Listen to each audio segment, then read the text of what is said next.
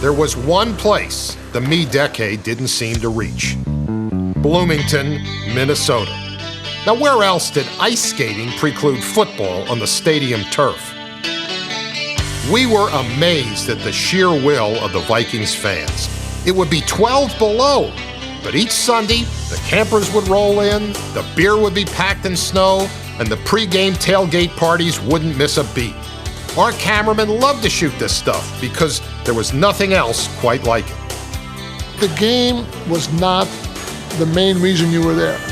It was to see your friends, meet some players. It's a family event. Bob Lertzema was the fifth man on the Vikings' famous front four. But number 75's ability to laugh at himself and his rapport with the Vikings fans made him a local hero.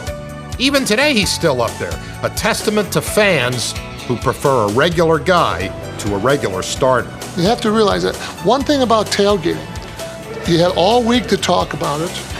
And at 10 o'clock or 9 o'clock Sunday morning, you had to be underneath the Cleveland Indians sign with your devil eggs. And the whole week build-up, they were building up for the tailgate party. Now there's your cake. I mean, you got 3 hours, 4 hours of tailgating with your friends, 10 times a year, it's awesome. Now, if you win the game, here's your icing on the cake. Now, I thought about retiring.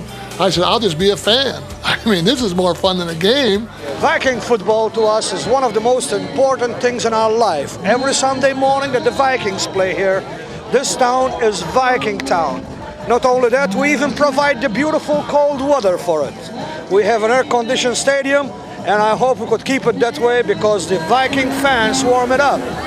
We found this old footage of Vikings tailgates, and we still can't get over the sheer volume of the food. Look at all this stuff. One other thing that made Met Stadium unique was the music. Not many tailgate parties had their own bands. The mellow sound of the 70s was the perfect way to be hip without actually being hip.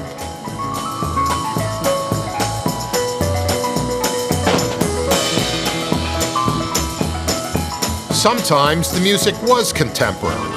Most of the time, it wasn't.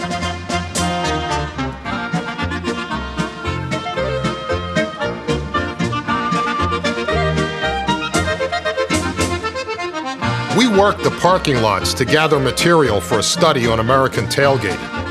But after a few hours at the Met, we realized that in no way did this reflect the rest of Tailgate America. I mean, look at these people. This looks like a cross between Fargo and the Rocky Horror Picture Show.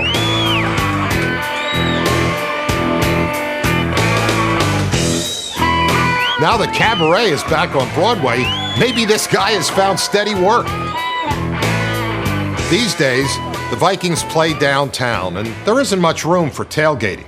But we figured that if we went to the old stadium site, which is now the Mall of America, and set up a tailgating party, all the old tailgating faithful would return. You know, grill it, and they will come.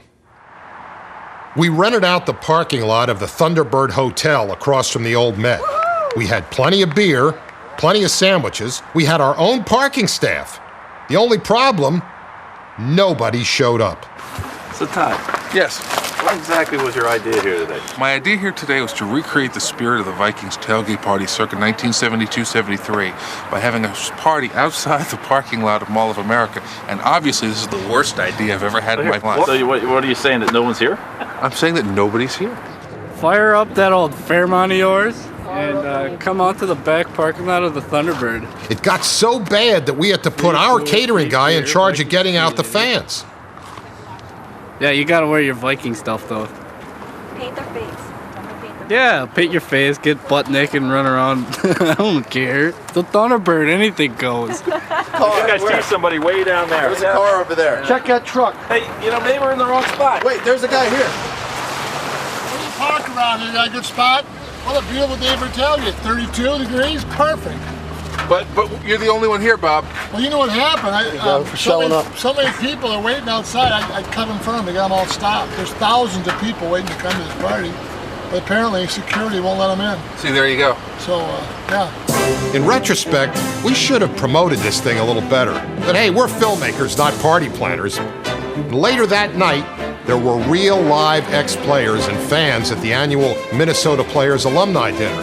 And like always, the man of the people was at the podium introducing the Hall of Famers. I'm going to introduce some of the players. First of all, I want to start out with the worst coach in the National Football League. He was 0-4 at the Super Bowls. But we love him, the greatest man, the greatest coach ever in the National Football League, Mr. Bud Grant. Bud, we were part of the family. We weren't playing for money because the money wasn't that good. They could identify with us because they knew we loved the game so much. And we would probably have played for nothing.